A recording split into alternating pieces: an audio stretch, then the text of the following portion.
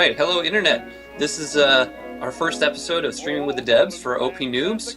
My name is Luke, aka Golden Sun Dude, and we have Hoebe with us from Blackmill Games to tell us about his game Verdun. Or Verdun, sorry. So, for those who don't know, a little bit of historical background first on what this battle specifically is about. So the Battle of Verdun, which is what the game's setting is, was an almost year-long encounter between France and the German Empire. The events took place right in the middle of World War I in the year 1916. And the battle took place in Verdun, a northeast region of France, and was triggered by the Germans due to the Battle of Champagne.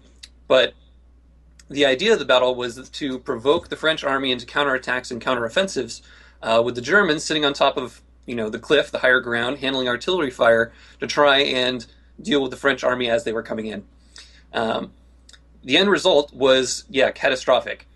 The two armies combined had about 2.5 million men on the front line. This number was pretty evenly split between the Germans and the French, and out of these 2.5 million, an estimated 700,000 casualties were had over the course of the battle. Pretty evenly split again between the two sides. That means about an average of 70,000 casualties for each month of the battle.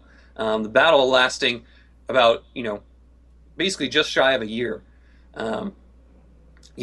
And so that's sort of to give you a sense of what the game is like. Jos, you want to give yourself a brief introduction? Yeah, so I'm Jos Hoebe from Blackmill Games. I've been working on Verdun for now about officially for 2.5 years now, together with a team of two others, the brothers from M2H, and a couple of other freelancers. And we're still in early access. We're about to leave early access.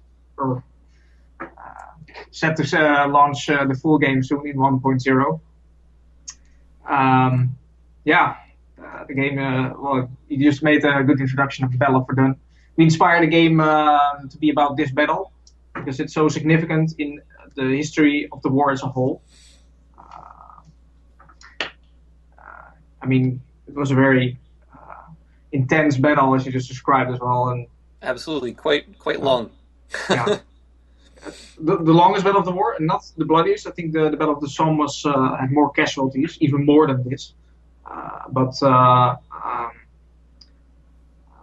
It has a great, culturally, it's very significant for both German and French historical national conscience. It was really a great or a good inspiration or a good name to put on the front of the game. But the game itself is actually more than just the Battle of Verdun. It's about the entire duration of the war on the Western Front. So we actually have the British and Canadians in there as well. Gotcha. And different locations, such as Flanders or in Picardy, the Somme and Artois. So it actually spans the entire duration of the war and the entire front and all its factions. But we chose the name of it to be very symbolic. So absolutely, one of the most famous battles, right? It's very recognizable. That's an amazing scope, especially for a small team. Yeah, it sounds like you only have maybe about 4 people on your team. Started in, I think, 2013 with Blackmill Games and H2K. And I think there were only, 3 people on your team at that time. At OP Noobs, we're all about hearing sort of the background, of the game development. So we'd love to hear, sort of how you guys got started, how you guys got together, what inspired all this? How did you guys, what brought your team together? Well, it started actually way back, like in 2006. We started, Mike, one of the brothers of M2H, he and I were first year college, and we traveled together. And at some point we said, we both have backgrounds in games. Mike did browser-based games. He made a couple of big RPGs really well. I had background in game modding, going back 2002. Did some mods for Medal of Honor, CNC Generals, So we decided, so okay, let's make this game. We both had an IT background, obviously. Um, so yeah, let's make this game. And it started sort of as a hobby project next to our study, but um, yeah, as time progressed, we even had a year of break. But in 2013, we decided, okay, now let's go full time on this, and we've picked it up since then. Green light, early access now, and hopefully, um, yeah, go to the full launch very soon. So Yeah. that's a bit of So the scope. how was that transition from going from sounds like you guys were working on it basically in your personal time during while you were studying academically, and then transitioned to this working full time on it. How did you what made that decision for you guys? Like, was it, did you get out of school and you were like, yep, we're going to do this? Or was it more of a, tried some stuff in the industry first? Or, Well, it happens very gradually. For Mike and his brother also has important parts in the team. We really work as a three-man team. But yeah, for them they did some small web games on iOS, etc. They got some experience with that. Um, and yeah, basically they sort of grew into a more professional company with M2H. For my part, it was really more of a hobby. I did some work on the side as well. And Mike finished his study and to completely dedicate himself to the game development. I personally have not finished my study. I still have to do my master thesis. I was about to do my master thesis, but then I don't know. I'm not if you guys just did a thesis of any kind, but I was in a master's program, yeah, so I'm somewhat familiar, yeah. yeah. Well, I mean, maybe some other people who listen as well are like, oh, this stupid paper. I had the same thing, and at some point I said, okay, well, okay, let's ditch this paper. Let's just focus completely on Verdun, and let's do this. And so we took this hobby project, and in like a matter of 3-4 months, we took the hobby project, converted into like a marketable product. We launched a web version. We had really limited goals. Initially we wanted to have a version just for Mac actually, because it was still a bit of an open market. That was a really limited goal Oh, that is interesting. as Yeah. well, and just a team deathmatch or free for all. Just really simple, really simple. We had ambitious ideas before, but we decided, okay, let's take a very tangible goal and go for that. But after we reached a stable version, we said, okay, let's make this bigger, let's make it better, and so we went for green light, uh, which we got in like 30 days with a lot of votes. When it was still difficult to do that. Now you put Absolutely. I your was I was going to ask what kind of, social media sort of marketing did you guys do in order to accomplish that? Because I know there are a lot of independent games that show up on Greenlight and just can't get any traction. you Um, know, I think it's just the nature of the game. It's a hardcore yeah, game. Yeah, it's supposed to be a hardcore game, and it's unique in its theme. There was no other, and yeah, that pitches right into the Steam audience. They are generally hardcore gamers who want to see such titles on Steam. I can imagine for other titles it would be a lot more difficult to get casual titles to be on there. You really have to campaign a lot. But I think for Verdun was a lot of demand from this. People like to play Red Orchestra or Call of Duty or Battlefield. No, no, Battlefield's not on it, but those titles on the PC on those platforms. So uh, I yeah, think absolutely. I think you're right. Yeah, and a lot of the people who grew up playing Medal of Honor and such are now, yeah, on Steam and yeah, yeah. putting out those votes. So it makes sense to me. Um, yeah. So a little bit more about the background of your team. So it sounds like you have a pretty small team, and you've sort of stayed that way throughout development. Um, did you guys plan to expand, or is it better to keep it in this small, a few hands? Well, no, we had volunteers because in our hobby time we operated somewhat similar to how total conversions from mods worked. In that they had volunteers who made assets, like barbed wires or smaller things like somebody made the characters, and we had a lot volunteer base.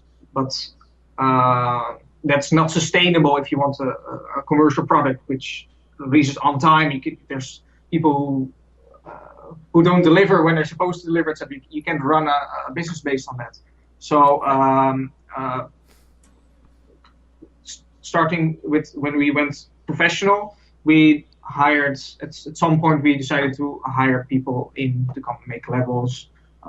We have very talented character artists now makes the characters. We did a complete overhaul. We will proceed to do more work the next months on the art. We had somebody on the public relations because with obviously being a three-man team, so we hired Stephanie, our PR lady, who's handling the PR. And of course we have a very talented coder as well brought on board, because it's simply too much. I mean, in theory we could handle it. We know we have the skill base to handle it. It's just that it's too much, and we have too little time, and also want to have lives. I mean, like Absolutely, yeah. I don't want to be developing 24/7. Yeah. Yeah, it's been like 16-hour work days, etc. Or more, like just work for the last 2 years. Absolutely. But yeah, as a small team handling all of that, especially because the game has a lot of graphical fidelity, right? So it's it's not easy to develop that. So yeah, with a small team, I can imagine it must take the vast majority of your time. So a little bit of historical background about the game. So obviously, based in World War I, definitely an unusual battle for being covered, or an unusual war for being covered in video games, which I'm sure you're absolutely right is part of what has drawn an audience for this. And it looks like you have a lot of historical accuracy, right? Like the music that's in the main menu definitely has allusions to the actual music from World War I. A lot of the tactics within the game look like they're very much built around the real world tactics. So we'd love to hear a little bit about sort of the research that went into that. How much of that was just from, personal research? How much was, did you actually go and like visit the site, for example, or, just what was that process? Yeah, so the idea of making a World War I game came sort of out of my childhood. I had a friend from elementary school whose dad was an artist, and he also an amateur archaeologist who dug in the ground there. I went with him a couple of times, and it was really inspiring because when you go into a forest there, and it's like the trenches were still there. I vividly remember picking up a pineapple grenade, a rusty pineapple grenade. This is I don't make this up. Pineapple grenade, rusty pineapple grenade, picking up from the ground, bones sticking from the ground. That was really the sites of the most intense battles. It's not everywhere like that, but what you just described in the introduction, that battle site, that's very intense battle took place, has those kind of artifacts still laying around. And as a 10, 12 years old, I was very impressed by it. So it's been a lifelong obsession for me to create something out of this in the game form, I guess. So when we decided to make a game, for me it was the natural subject to pick. It's also something that I modded in other games before. So the history, how we researched this, well, obviously knowing a lot about it intuitively through a lot of reading in the past. We also visited with the whole team the actual battlefield. Because my friends still own a house in that area. So we went there and visited the forts, visited the battle sites, etc. That it really creates a good sense of space, I guess. Not sure how to say it. If you actually down there, you get the atmosphere. You get the entire the impression of the location, the material that's there, the culture as well, I guess. So that we took that and we put it in the game as well. And besides that, there's a lot of online material as well being available. We have some community members, some guy from Switzerland knows a lot, so we have asked something very specific about, oh, did this weapon used in this battle, or was it accurate or not, or this type of specific uniform. We can ask game them. There's been some community feedback as well from that. And I've some books, like for instance, such books where there's like Nice. uniforms and everything, like it has all the details. So Oh, these that's kind of great. books, yeah, I got a whole stack of books where, um, yeah, we take all those details, put it in the game. Yeah, I was going to ask, do you use like books and that sort of thing, or more internet resources to find source material for your artists? Because yeah, a lot of the uniforms and such are very true to life, um, and I imagine that takes quite a bit of source material in order to get correct. Yeah, so we have the Osprey collection, for instance. These kind of books may some of you might be familiar with them. I'm not sure if it's in mirror image or not, but this series, and it covers basically all the details of the uniforms and what equipment units were deployed where, etc. And but there's also a lot of material online. For instance, reenactor groups, especially Americans or even French. They have all they list their requirements to enter the group, which are generally very strict on what type of uniform you should have, what kind of patches, chevrons, etc. you should wear in order to join that group. So that's useful for us as a game developer, because we know exactly what's historically correct. We spent a lot of time making this very accurate, especially on the uniforms. And for the levels, for instance, we took a different approach where we didn't want the battles to represent like one day in the battle for the, but more since the time period is drawn out, we wanted to represent as much historical content as possible. We decided that the the level should represent a region and with all the typical elements of that region. So we took as much historical photos from the internet, from books, etc., and sort of blended them together and say, okay, this is the battle took place in Flanders. It's really flat. It's all the bunkers and everything. So we really wanted to give the people the full impression of the war instead of just a single, a single impression of stereotypical, stereotypical. Sure, absolutely, and that variety Culture. shows. Like Yeah. it's definitely one of the unique aspects of the game.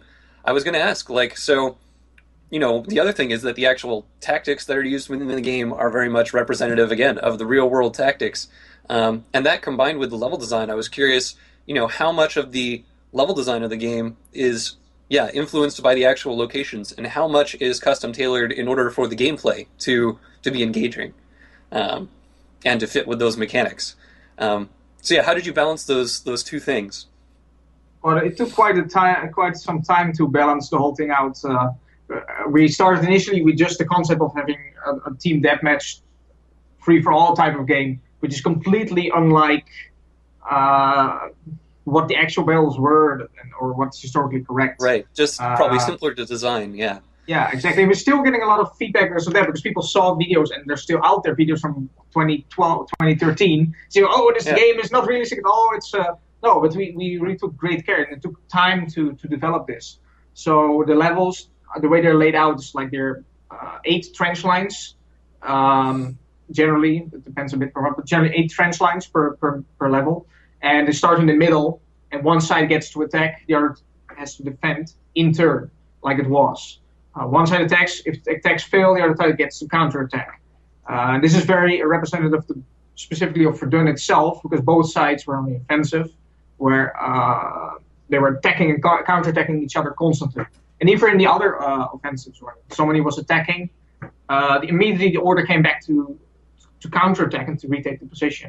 And these tactics are woven into the game, into how the game is played out, the meta game. Um, and in addition to that, we wanted to put focus on the squad gameplay. So you would have your squad of 4 people, 4 soldiers, and because it's really difficult to cross the no man's land. It's merciless. So if you played a few minutes, then you know what I'm talking about. Absolutely. You get out trenches. Yeah, you get out trenches and you're immediately in the fire range of the enemy. So, and this is also really an iconic aspect. So we wanted to make it easier for people to cross the no man's land, and this is where the squads come in, because you can spawn with each other. There's tactics, so people get bonus points for doing exactly what they're supposed to do. Machine gunner laying cover, getting extra points for doing that. So we're enforcing that kind of squad mechanic, these squad tactics, which are needed to actually be successful, be crossing the no man's land, actually getting things done. Otherwise, it would just be constant massacre. Right, just People repeated getting deaths nowhere. and respawns. Yeah. So that they wouldn't be fun. So this is an important aspect. And on top of that, I mean, this is just, well, I wouldn't say it's generic, but this is still within the framework of current FPS. What we did to like innovate the first-person shooter genre as a whole is to include the leveling of the squads. So you can level up your squads. When you play together, you actually earn points together, and those points are stacked together, and then your squad levels. This is something that has not been done in other games, like Battlefield has squads, Red Orchestra has squads, but it's not persistent. Yeah, You very leave, short term. Yeah. yeah. So you come back again, we play again together, and then we're squad level is higher. And this allowed us also to implement a lot more historical content, because whenever you level up, this is shown through the uniform, the uniform upgrades as well, from early war to late war. So you can actually visually get a visual impression of the level of the squad. So that's where we innovated the first-person shooter genre as a, despite from the, or next to the.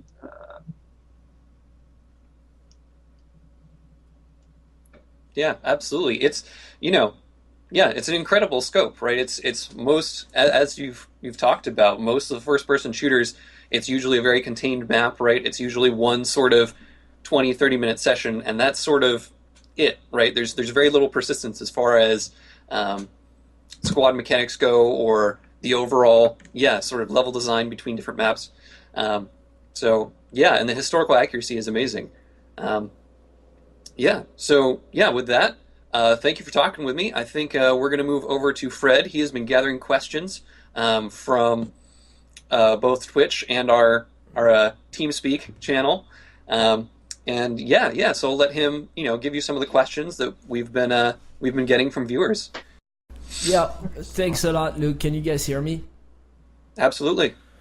Basically, one of the first questions that I've been wanting to ask you is, it's amazing when you look at this game and then you talk to the guy behind it, only to find out it's primarily engineered by a team of 3 individuals. And you talked about the fact that you met people along the way, and you hired a few guys on a consulting basis. So we're very curious to know the type of decision making that went on in your head in finding the right type of people, so that the game would end up not feeling like a game that was built by 3 guys, but a game that truly comes out of a professional studio. Well, this is something that is not achieved in one day. I mean, it's not like one I would personally be able to craft AAA quality. It's something that people. It's a really difficult question to answer, because I mean, sometimes you just gotta have a bit of luck and just find the right people. I mean, we had some artists in the past. Just that. How did you go about that? How did you go? Where did you look? Where did you find your people? Well, I mean, this current character artist contacted us through IndieDB. We knew him from the scene as well, so it was an unfamiliar person. And well, key there is also that there has to be certain passion behind it.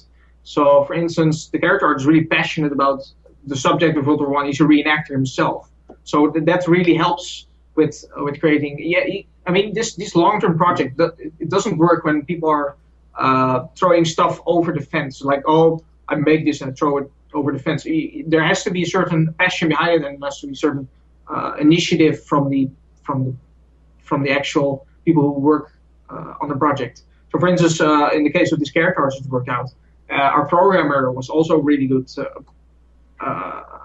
choice, because he also has a lot of initiative and lots of ideas. Oh, let's do this, put this into the game, and that doesn't always work out. I mean, it does go wrong. We not too long ago we hired an artist, and he it just didn't work out, and that happens, and that's it's just the risk of the game, I guess.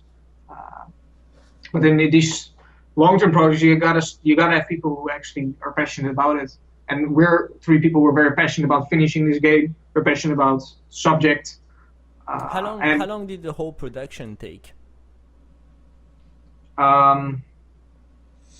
That's difficult to say, because it's hard. We always say, okay, it just took 3 years, but there's some hobby before it. And it's always we always think that as a developer, we always think, oh well, next month it's done. But to me that for like even before we started officially professionally. So that's like in 2009 we're like, oh well, 2 months of polishing and then we can launch. And we were like that ever since. And I think that's also a good incentive. Like, oh, we're almost gonna finish it, and then you're pushing yourself over the edge constantly. And I guess in a way it's not finished now, in the sense that you guys are still going to work on this game. You're not going to move on to your next big project, or are you? No, I'm certainly going to stick with this for all. I mean, there's a lot of. I mean, I'm passionate about the subject, and that makes a difference. I want to extend the game. I want to add other fronts to, like, Middle East or Italian or Russians, etc. So I mean that's something that drives me to build, and people are excited, and we've seen it from other titles that it works out as well. The titles like Red Orchestra with their Rising Storm expansion did a great job of keeping the community alive and pushing their game, and people have been very happy with the game. It's been well received on Steam. People are generally very positive. Yeah, absolutely, and I can tell why, because the game really, it looks great. Just watching the monkey play it feels great. It's very exciting to see that just a bunch of young guys can get together, build momentum around an idea, be passionate about it like this, and such a polished end product comes out of it. So hats off to you guys. That's it for me, Luke. All right, well. Great. Okay. Well, thank you for joining us and telling us some about your game. So this is Jos Hoebe of Blackmill Games for this is the game Verdun on Steam. You can I don't remember what price it's at right now, but it's in early access, soon to be released. Version 1.0 is soon to be released. And this is Open Noobs. I'm Luke, aka Golden Sun Dude. That was Fred just earlier. And this is Monkey playing the game. Yeah, thank you for joining us. Yeah, thanks to be with you guys.